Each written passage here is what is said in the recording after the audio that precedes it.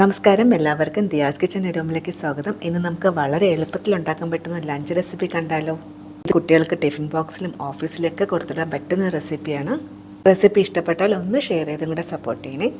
അതിനായി ഞാനിവിടെ 1/2 cup basmati rice എടുത്തിട്ടുണ്ട്. ബസ്മതി റൈസ് ഇല്ലയെന്നുണ്ടെങ്കിൽ പച്ചരി വേണമെങ്കിൽ എടുക്കാം. നമുക്ക് എത്രയാണോ ആവശ്യമുള്ളത് അതനുസരിച്ച് എടുക്കുക.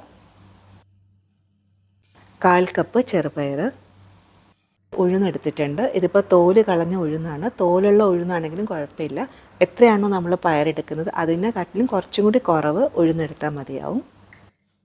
സാമ്പാർ പരിപ്പ്, മസൂർ ദാൽ, ഇതൊരു ഓറഞ്ച് കളറാണ്, ഇത് മസ്റ്റായിട്ട് ചേർക്കണേ. കടലപ്പരിപ്പ്. ഇത്രയും ധാന്യങ്ങളാണ് ഞാൻ എടുത്തേക്കുന്നത്. ഇത് കൂടാതെ തന്നെ ചെറുപയർ പരിപ്പ് വേണമെങ്കിലും ചേർക്കാം. അപ്പോൾ അതൊക്കെ നമ്മുടെ ഇഷ്ടങ്ങളനുസരിച്ച് മാറ്റങ്ങളൊക്കെ വരുത്താം. ഇത്രയും ധാന്യങ്ങൾ ചേർക്കുന്നതുകൊണ്ട് തന്നെ പ്രോട്ടീൻ റിച്ച് ആയിട്ടുള്ള ഒരു ലഞ്ചാണ് നമ്മൾ തയ്യാറാക്കാൻ പോകുന്നത്. അപ്പോൾ ഇതൊരു ചെറിയ ഫാമിലിക്ക് ഒരു 3 മുതൽ 4 പേർക്ക് കഴിക്കാൻ പാകത്തിനുള്ളതായിരിക്കും. ഇനി ഇത് 3-4 പ്രാവശ്യം നന്നായിട്ടൊന്ന് കഴുകിയെടുക്കുക. നന്നായിട്ടൊന്ന് കഴുകിയെടുത്ത് വന്നിട്ടുണ്ട്. ഇനി ഇത് കുറച്ച് നേരം കുതിർക്കാനായിട്ട് വെക്കാം.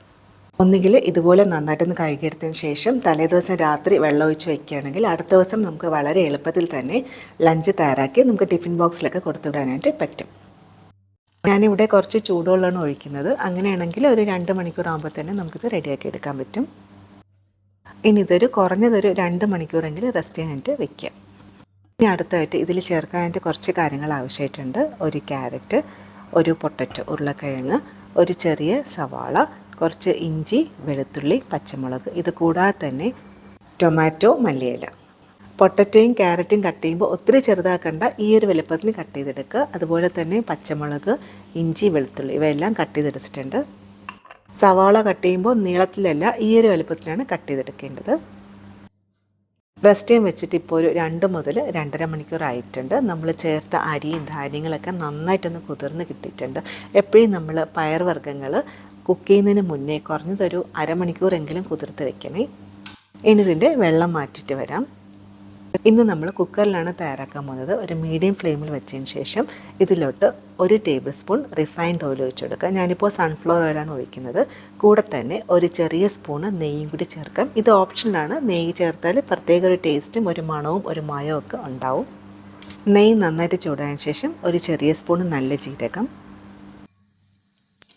ചെറുതായിട്ടൊന്ന് പൊട്ടി തുടങ്ങിയിട്ടുണ്ട്. ഇപ്പോൾ നെയ്യൂടെ ചേർത്തുകൊണ്ട് തന്നെ നല്ലൊരു മണം വരുന്നുണ്ട്. ഇനി ഇതിലോട്ട് നമ്മൾ നേരത്തെ കട്ട് ചെയ്ത് വെച്ചേക്കുന്ന ഇഞ്ചി, വെളുത്തുള്ളി ചേർത്തെടുക്കുക. വെളുത്തുള്ളി കുറച്ചധികം ചേർക്കുക. ഇഞ്ചി ഒരു ചെറിയ പീസ് മതിയാവും. ഇഞ്ചി വെളുത്തുള്ളിയുടെ പച്ചമണം മാറിയതിന് ശേഷം നമ്മൾ കട്ട് ചെയ്ത് വെച്ചേക്കുന്ന ഉള്ളി ചേർത്തെടുക്കാം.